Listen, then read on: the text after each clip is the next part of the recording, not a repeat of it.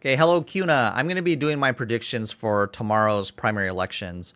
Um, the, and the way I'm going to be looking at it is I'm going to be looking at their campaign contributions, what is up in the system so far, and look at how they, their voting, how their past history, how they were voted on, and try and get a glimpse. And then also, I do have some, I guess, inside information ish about boots on the ground, but of course, it's biased in that aspect. And I have been looking at their social media profiles, so also on there, I get kind of an idea of what events they actually go and kind of what their messaging seems to be. So first up is Idaho House of Representatives Districts 23A. This is between Melissa Durant, who is the incumbent, versus Chris Bruce, who is the city of CUNA councilman. Now, to preface all of this, and this will be a common theme, especially for the District 23 races, is that in the last primary, 2022, 45% of the primary voters came from South Ada County, which of course, or just CUNA basically, and then about 33% came from Canyon County, and then the rest, which is less, I think it was like 24%, came from Owyhee. So there is a home field advantage. Well, both of them actually live in CUNA, but Chris Bruce definitely has the advantage on that because, well, he's a sitting council member. And if I have somewhere one of my tabs, I don't know, I have a bunch of tabs open. I thought I had, okay, maybe I can just put them up as a new tab here. You can see how he did, in the last one. So before I do that, let me just pull up how the funding has been going on. And so I can start closing windows. So first, let's go up with the incumbent here, and you see that she's raised just short of 20,000, and you can see kind of the mix here. And if I bring this down, we can possibly bring up Chris Bruce's. Now, Chris Bruce announced almost the day of filing, so he's only had like maybe a month to do it. Whereas, so here you can see with Representative Durant, she has 19,000 versus the 2,500 that Chris Bruce did, of which 1,000 came from me. So, he hasn't really gone out of his way to do like fundraising events that I've seen. And what I think, his primary strategy really has been like publicizing his cell phone on all social media. And if you known him in the city, I mean, he's entirely reachable. He'll answer his phone, and contrast that with, I believe, Representative Durant. I believe there was like one email at some point that she might have included her phone number. But I'm not sure to what degree she's even active on her own social media. Definitely on her own profile, the official campaign page. I'm not even sure if she's running that. So this is like the real world interactions, which I'm not so much accustomed to. You saw her interview on the Ranch podcast, and she stated that she's typically an introvert, and she's really busy because I think she was doing like her master's program, and then she has a family, and then they have the Durant Ranch. So to the degree that she's been on the streets, hoofing door to door and meeting the CUNA residents is a little bit iffy. Also, the aspect that her campaign has been an emphasis on agriculture, being agricultural first. Now, she hasn't said anything about her opponent, and actually even at least on social media, Chris Bruce has ran a very clean campaign, very minimal, almost like nothing toward Melissa Durant. I'm not including any sort of like endorsements or something like that because I don't know to what degree any people care in the end, and I'm talking about normal. Now, this is an kind of like an off year primary where you don't have like the governor and big state races being voted on. And so this will be a much lower turnout. And so these will be kind of like the more hardcore kind of voters who are coming out. So likely they may, you put an edge with the precinct committeemen who know what's going on. And, remember, they overwhelmingly voted in favor of Chris Bruce.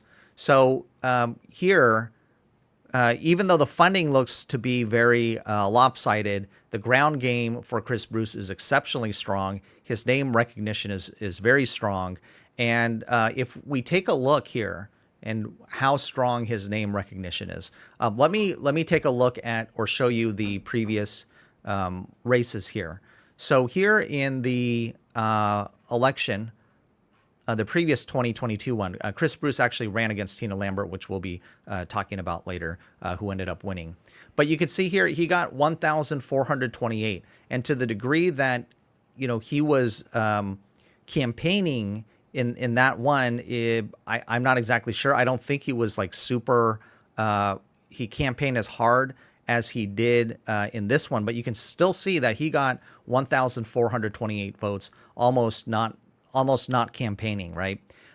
Versus Melissa Durrance here, you see she got 2,321 votes, but you see here she almost got beat out by Tammy Payne, and it's likely that if I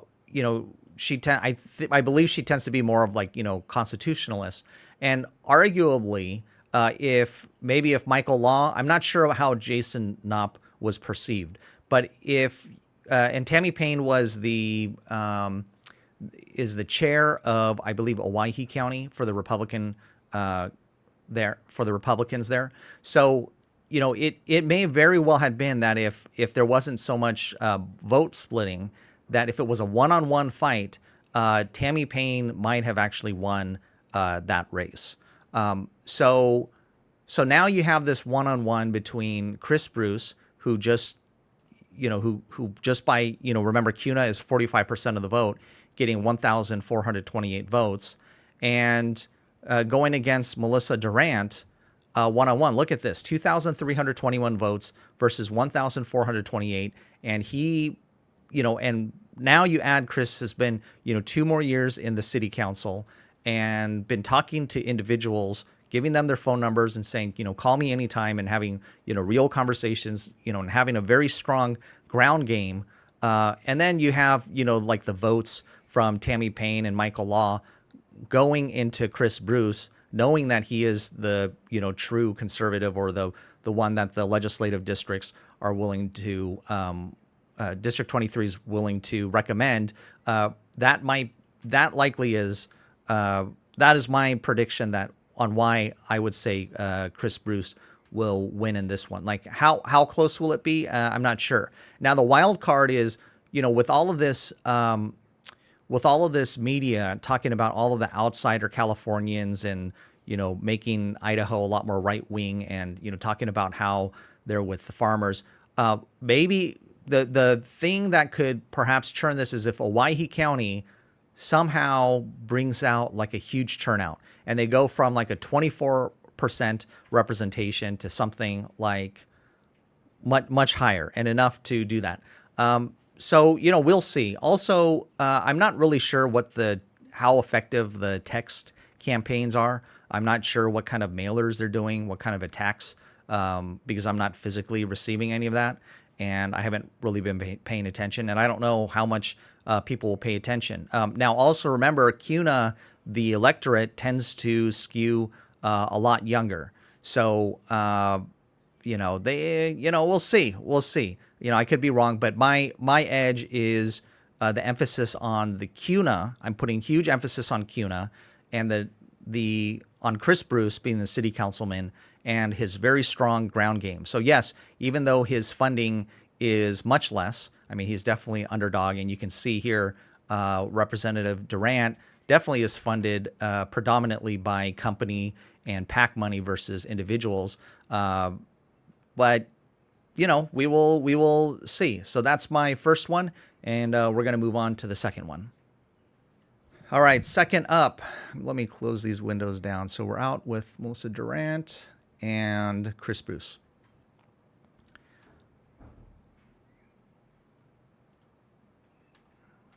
Okay, so we got Tina Lambert here. Tina Lambert for District 23B versus Sean Dygert. So here, let's take a look at the funding. So this one is a lot more equal. You have 18,000 total, and you see predominantly from individuals, which is always a good sign.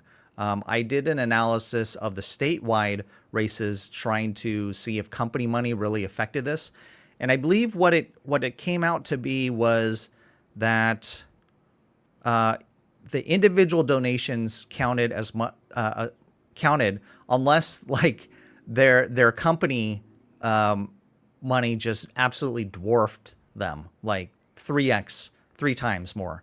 In this case, they're almost on par, and you see 18,000 here, 18,000 for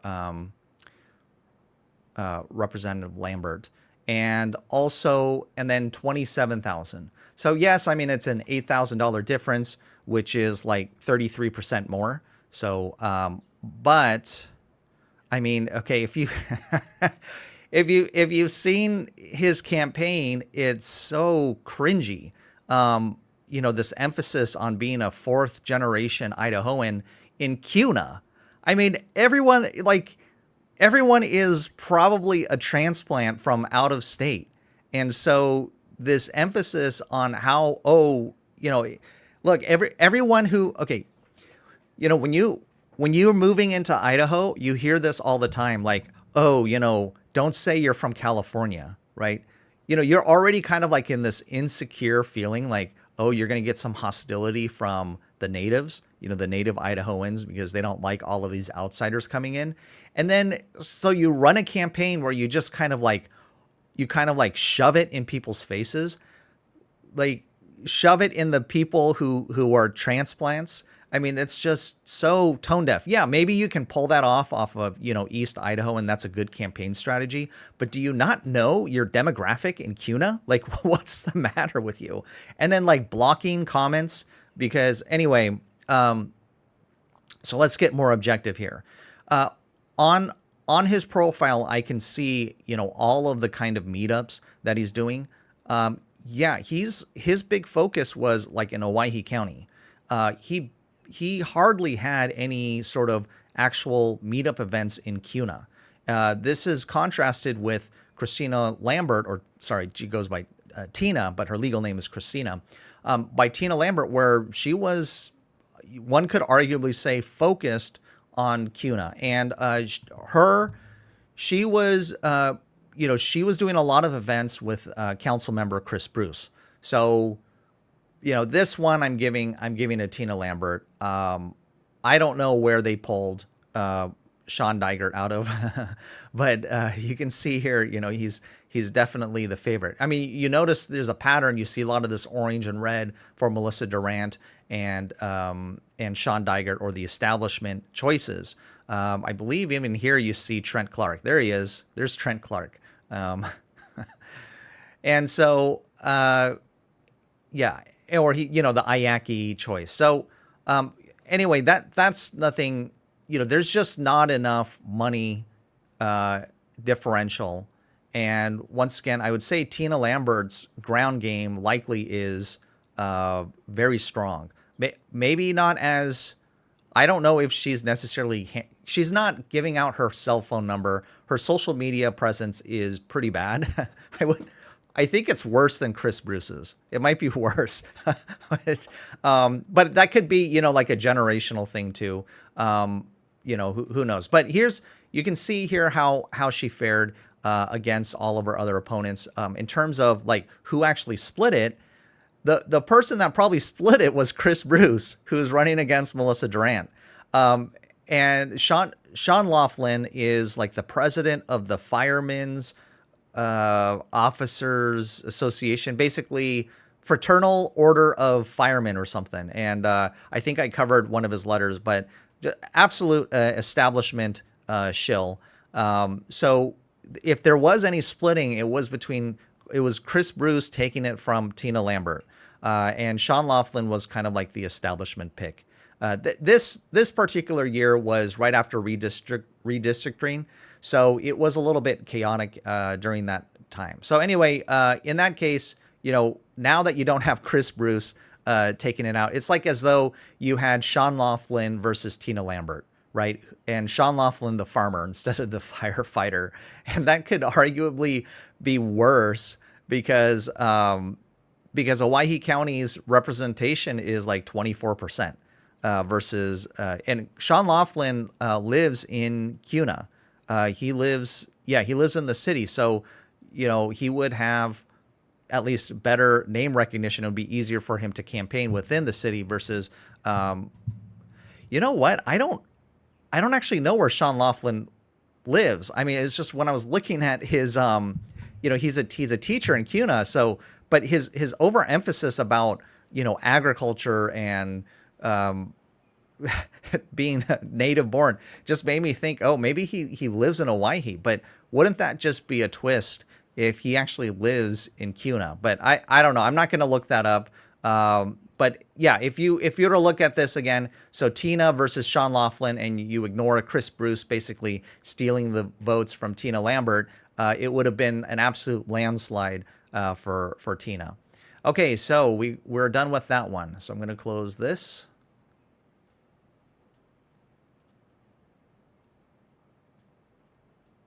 Yeah, Christina, she shows up. They were at the Kuna fair,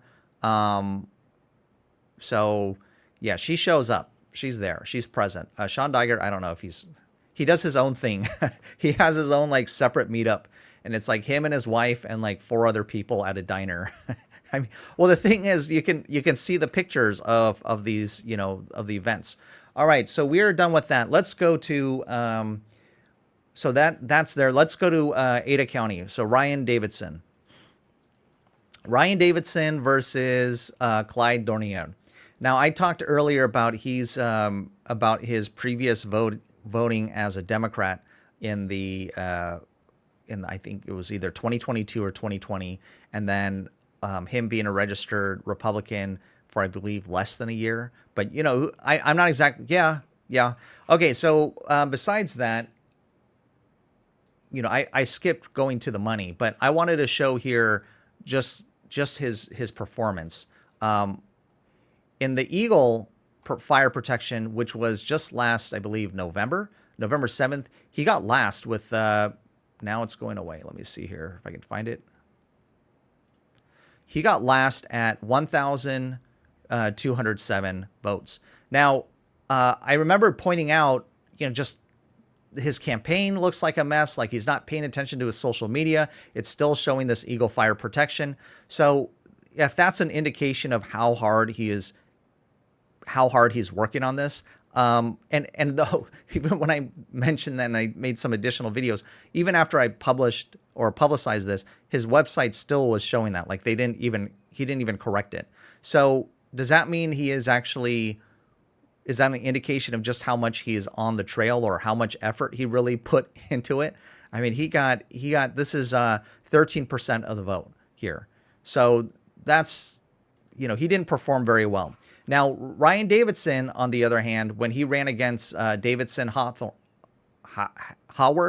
I wasn't around. I didn't really follow the politics. This was during COVID. But Ryan Davidson won very well, very, very strongly in that primary. I'm not sure, 4 years ago, how much texting messages have been going on. That's what I've been hearing, is that there are quite a bit of text messages. There's a lot more dark money and PACs being involved. And let me pull this up. Now we're going to go to the finances. Okay, so Ryan Davidson here has 13,550. Now, when I was first looking at Clyde Dornier's finances, there was hardly any money. Now he's got 17,000, which is about the same differential between Sean Dygert and Tina Lambert. It's a difference of about 33%. And perhaps where you can account for that is that Clyde Dornier has more business, and here's a PAC, Conservative Citizens for Thoughtful Growth, and other donations versus Ryan Davidson just doesn't have that. He has After Schools Athletics, which is, I don't know, and Clifton Consulting Group. I don't know anything about that. But, a lot of individual donations here. I think here there was quite a bit of Hardee's. Where did this money come from? And then I believe Marks. There's 2 from Marks. Here's another Hardee. So Hardee and Marks. So if you were to take away those 2 families, it likely would not have seen as much. So this is Tyler Hurst, the infamous Tyler Hurst. That's just another side interesting story, but it's a side story. Anyway, so if you were to remove the Marks from this, which is the Marks and the Hardees, that's 6,000 right there. That's 6,000 right there. And then if you were to take away the PAC. So that's kind of, the fundraising seems pretty weak. Let's see here of his votes. Oh, look the Hunters. We got 2 from the Hunters. It's husband and wife. But I'm not seeing as much. Sorensen's husband and wife. Yeah, 4,000. It's not as pronounced, but it's still there. So the money differential isn't enough either. And so based off of the kind of the sloppy online campaign, Ryan Davidson has a very strong ground game as well. And so and considering the past election results, I put my money on Ryan Davidson that he's going to win this. Now there has been kind of like some last minute text messages, but these might be kind of like the death throes, and we'll see if people buy that, or the aspect people have been pointing out his past history. But anyway, we'll see. That just looking at the finances, what I've been able to observe from the campaign and the ground game and their past election results, everything's looking in Ryan Davidson's corner, unless I'm missing something, which is always possible. Okay, all right. So, and here's the last one. This is going to be the more difficult one. And the one I am least interested in sticking my nose in. This one is going to be, this one's tough. All right, so we're going to start with Tom Daly. Let's start with the financing. He is like number 5 or 6 in all of Ada County in terms of fundraising, 50,000. If you saw the other ones, they were like half that, like 26,000, 20,000. Okay, so there's Tom Daly. You see he has quite a bit of support. Oh, was that Clark Trent? Oh, there we go. Trent Clark again. Here we go. That's an anti-endorsement. Richard Durant, Melissa Durant's, I believe, family member. I have never looked at this before. Oh, there's the Hardees again. Was that the same Hardees? I'm not sure. Anyway, I don't recognize enough of these names. And maybe I'll be bumping into them. Like, oh wait, I know who you donate to. Okay, so we have here the donate. I mean, he's just clobbering, destroying everybody. Look, so 50,000 here. Sharon Ullman, who previously had been a commissioner. Yes, commissioner. And Sharon Ullman basically just self-funded the whole thing. So 7,300.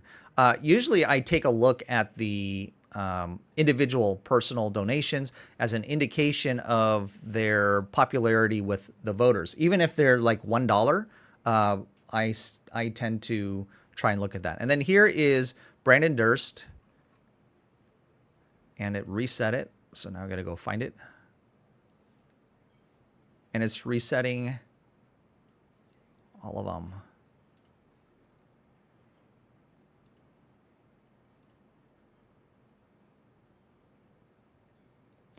Okay, so he had some more individuals, but not as many. 4,310 versus basically, let's say, 50,000. So this is an example where he's just getting absolutely demolished by funding.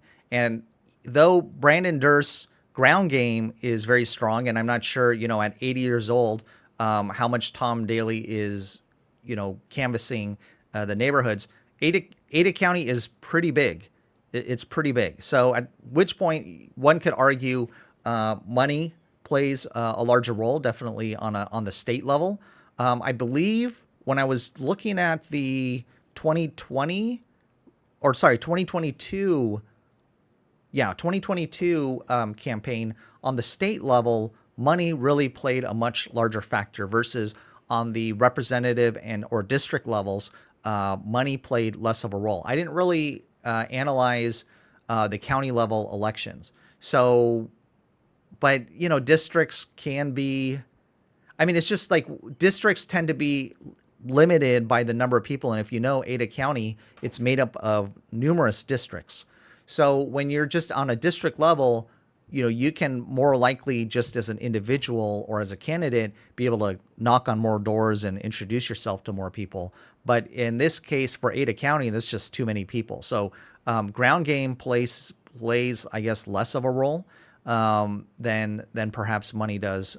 And it's just because of this. Oh, here, if we pull up Heather Luther, who's an employee, you can see here she's an employee at Ada County.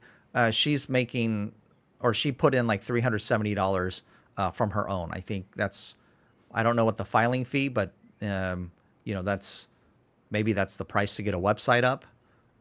So definitely not her. She's out of the running. And then I was saying that, I'm not sure how much Ullman would be taken away. Let me just pull her up again. Well, she is all self-funding, so I don't need to pull that up. How much of Ullman is going to be pulling from Tom Daly? So now you have this kind of like this potential split vote sort of race between Tom Daly, Ullman, and Brandon Durst. Brandon Durst being kind of like the wild card, anti-establishment, outside of the establishment. You put them in to break things. So, whereas, so if you somehow have this situation where Tom Daly and Ullman, and they split the vote, and there's enough dissatisfaction and anger that Brandon Durst comes out, from, out of nowhere, then that would be kind of like the narrative that I would say Brandon Durst wins, and his strong ground game. I'm not sure how much Ullman really. I would say she's probably not even canvassing if she's gotten literally $0 from any contributions. I'm not sure how that works, how that campaign works, because if you're going door to door, I'm not sure how that works. I'm not gonna claim I know. So let's go to the results, how they did previously. So we're gonna go with Tom Daly first and see if this can provide some glimpse of how they're gonna do in the future. Okay, so look at this. So he did run previously against Sharon Ullman, and this is, she was pretty close. And I would imagine the funding would have been pretty similar. So, if you say Brandon, I don't know what Don's politics were, but if you say Brandon was not the one who was splitting it and it was these two going at it, I don't know if Sharon really could be considered kind of like the establishment favorite. Maybe they're not really splitting on these. Typically for establishment candidates, they're smart enough not to split it. It tends to be the non-establishment candidates that split it between themselves. So, you know, it could be the narrative that if Sharon doesn't win, it was Brandon Durst's fault. So I don't know. I guess we'll have to see how that goes. Let's go to Sharon's though, and let's just see how she's done in the distant past. But I would say this is the more. I don't know how Dawn voted. I'm interested to see if there's any indication. I just was not around to be able to say, and I don't want to be, you know, it doesn't matter about my predictions here anyway. So let's go back to Sharon. Sharon, you know, Sharon was pretty close in that one. Okay, so here's another one. Yeah, I mean, she doesn't. It's not like an overwhelming victory in these. These are that look like to be a pretty tight one, and I don't have the results from. I think she's been at, you know, even a decade previously as well. So, you know, she does. I would say she does have name recognition, and it'll be interesting to see. That's why I don't want to make any calls for that, because I just don't know. And what do I mean by Brandon will surprise you with his astonishing ground game, and, you know, his message being you know, just throwing a wrench in the system is right here when he ran against Debbie Critchfield. I would assume, though, I would assume, you know, Debbie was, or you know what, was Sherry? Maybe this was a similar situation, but you can see here, Brandon was, you know, within 10,000, was within 10%, was just 10% short of the number of votes. And, you know, even I think like, you know, what was it? Ammon Bundy got like 100,000 votes, which was, let me go back to that one. And I mean, he almost got as many as the Democrats got for the state election. So, you know, these underdogs, they can come out of nowhere and get you. And I would say, you know, Brandon Durst is definitely, what's that word? Yeah, there is this crafty. He really can get in there. He's willing to get his hands dirty, especially for campaign. And I don't mean like, you know, slinging mud or something at other targets, but he has grit. He has grit, and he will get in there and he'll fight to the bitter end. You know. All right.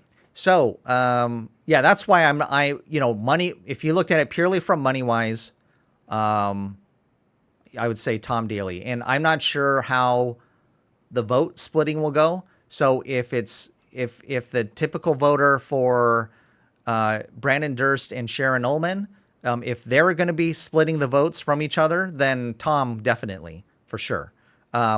If it's Sharon and Tom splitting the votes from each other, could it be Brandon coming out of nowhere? Could be. So I guess we will see. We will see what happens tomorrow. And have a good one. All right, bye-bye.